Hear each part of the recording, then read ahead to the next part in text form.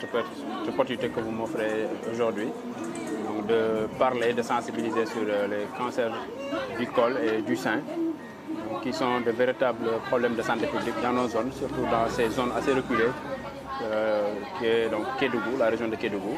C'était une occasion pour parler, de sensibiliser les femmes qui travaillent dans la mine, raison pour laquelle nous étions là aujourd'hui, pour parler de cela, du cancer du sein.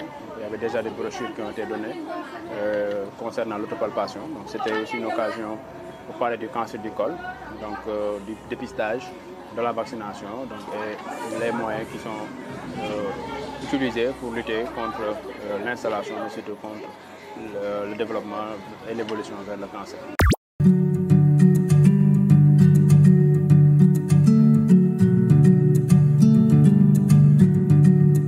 Donc le cancer, lorsqu'on arrive jusqu'à le diagnostiquer, c'est déjà tardif pour le col de l'utérus.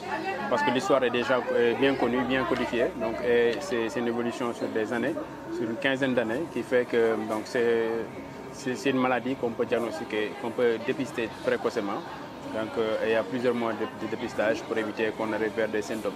Mais si on rate cet événement-là et qu'on arrive jusqu'au bout de cette évolution, vers 40 ans, 45 ans, qui correspond à l'âge où le cancer se manifeste fréquemment, ça peut se manifester par des pertes sanguines, des douleurs, mais surtout des pertes nauséabondes qui peuvent survenir. Et dès lors, c'est en fonction du degré d'atteinte qu'on va voir le pronostic en rapport avec ce cancer.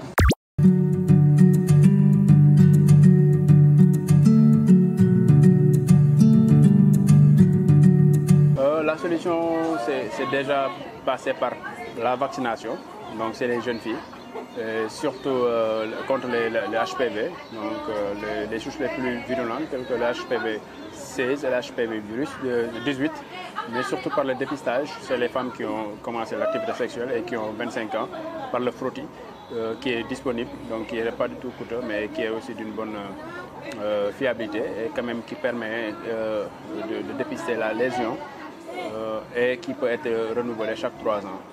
À côté de ce frottis, on peut faire chez les femmes de plus de 30 ans qui n'ont pas accès au frottis, surtout dans ces zones reculées, on pourra faire ce qu'on appelle du screening visuel, c'est-à-dire le dépistage de la lésion à l'aide par moyen visuel, à l'aide de l'acide acétique ou bien du Lugol, de l'iode, qu'on va appliquer sur le col pour voir s'il y a des lésions, pour pouvoir faire le diagnostic, mais surtout le traitement précoce qui est disponible. C'est un traitement minute dès lors qu'on fait le diagnostic, on peut faire le traitement par la cryothérapie ou bien par l'électro-excision chirurgicale.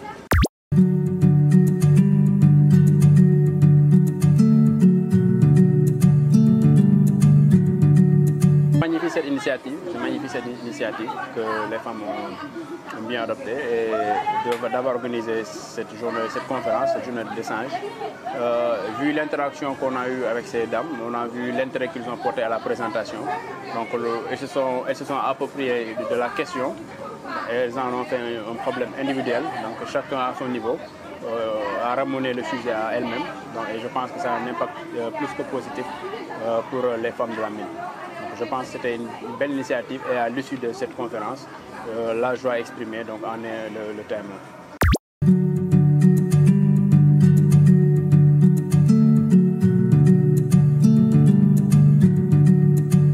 Les suites sont nombreuses, d'autant plus que ce que je disais.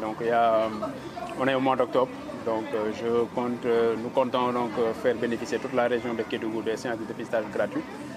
Pourquoi pas le personnel de la mine non dépisté, mais surtout le personnel des villages environnants. Nous sommes à leur disposition pour les aider durant ce mois. Nous ne ménagerons pas aucun de nos efforts pour les aider, les accompagner sur ces séances de dépistage, mais surtout de communication autour de cette question pour que l'information soit accessible dans ces zones qui sont enclavées, difficilement accessibles. Je pense que c'est une occasion pour nous, à travers l'initiative qui a été prise par ces dames, d'accéder à ces populations-là et de nous rapprocher. C'est l'hôpital qui vient vers eux pour le diagnostic et le dépistage précoce.